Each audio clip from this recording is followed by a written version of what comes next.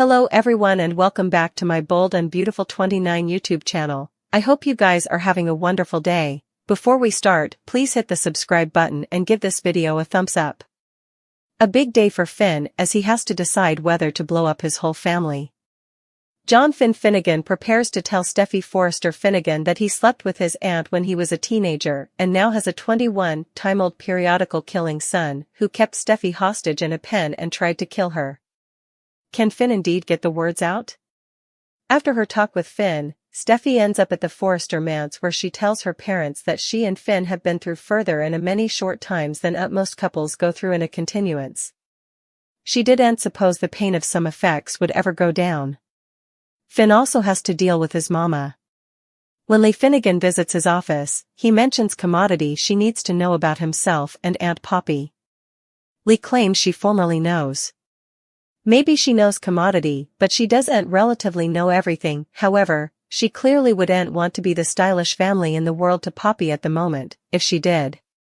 Brooke Logan did her stylish to get Carter Walton to see the error of his ways. He literally stole a company from its due possessors, so he needs to stop wondering why Ridge Forrester is so angry at him. He lost his stylish friend because he merited to lose his stylish friend. Those words start to sink into Carter's thick head as he realizes he might have made a massive mistake. He lost his head when he fell for Hope Logan because the old Carter would no way have done anything like this. Carter addresses to Hope about the converse with Brooke and the guilt he has been feeling. He suggests making amends and apologizing to the Forrester family. Hope is spooked that Carter would ever want her to do such a thing. It would be mortifying and Hope isn't sure she could manage it. Eventually, after nearly a time of staying, we know who Luna Nozawa's real natural father is. Tom star Bill Spencer and Jack Finnegan all missed their DNA tests, and now we know that John Finn Finnegan is the daddy. Finn brazened Poppy Nozawa about her times of falsehoods. Indeed, when he showed her the DNA test, she tried to say it was incorrect. Poppy eventually caved when he deposited DNA test in each hand. At first, she said that she was no way sure that he was Luna's father, and also she admitted that she simply didn't want it to be true, so she refused to suppose about it. Poppy told Finn that she didn't want the baby to get in his way. He was on track for a great career, and that led him to a great life with Steffy Forrester and their kiddies. She tried to frame the situation as if she had done Finn a favor to go off and raise their baby alone, and he lost it. Finn feels burgled of the occasion to parent his son.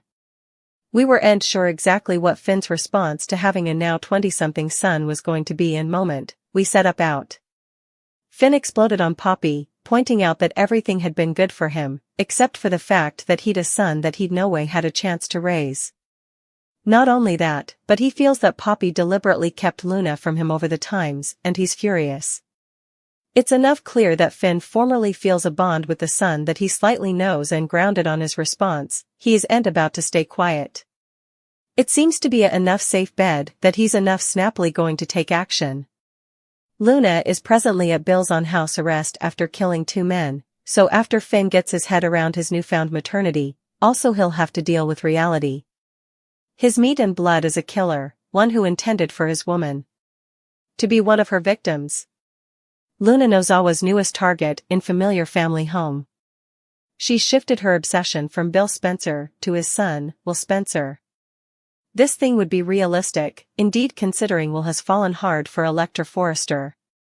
Luna has easy access to Morrow's character because she lives in Bill's manse. But unlike the first stay she and her mama, Poppy Nozawa, had, Luna faces one significant adulatory roadblock. She's serving a double murder judgment, which isn't exactly seductive. Bill and Luna have created a most unusual bond.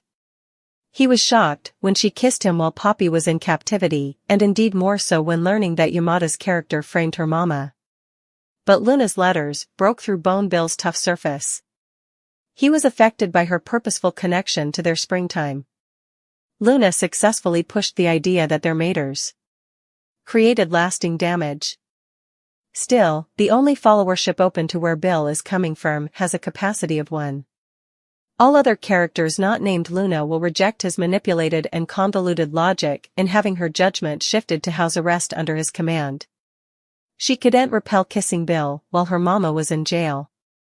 That was a significant mistake and sloped him off to her unstable nature.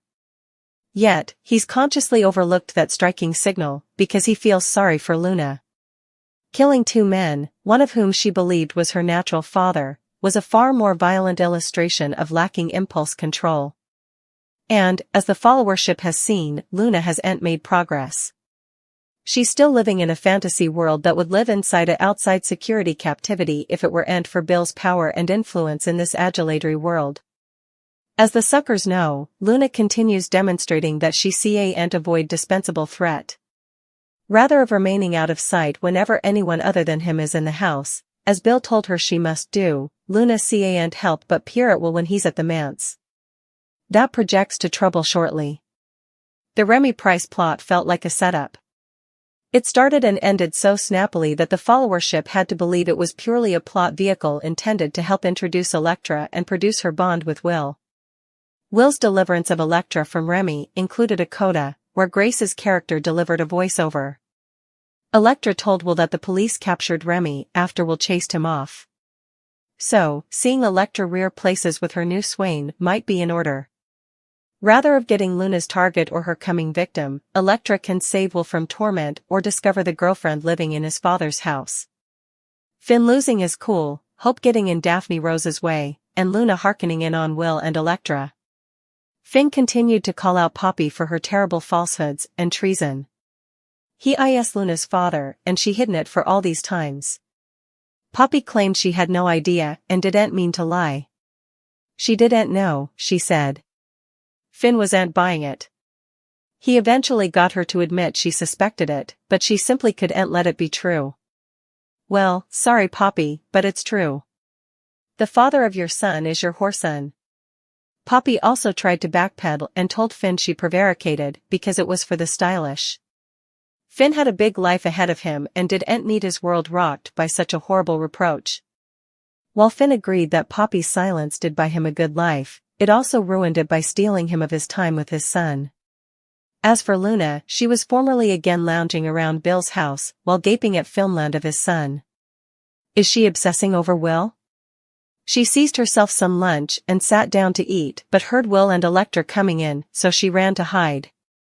Will called out for his pater. But Bill wasn't home, which was just fine by him. It gave him some alone time with his favorite honey.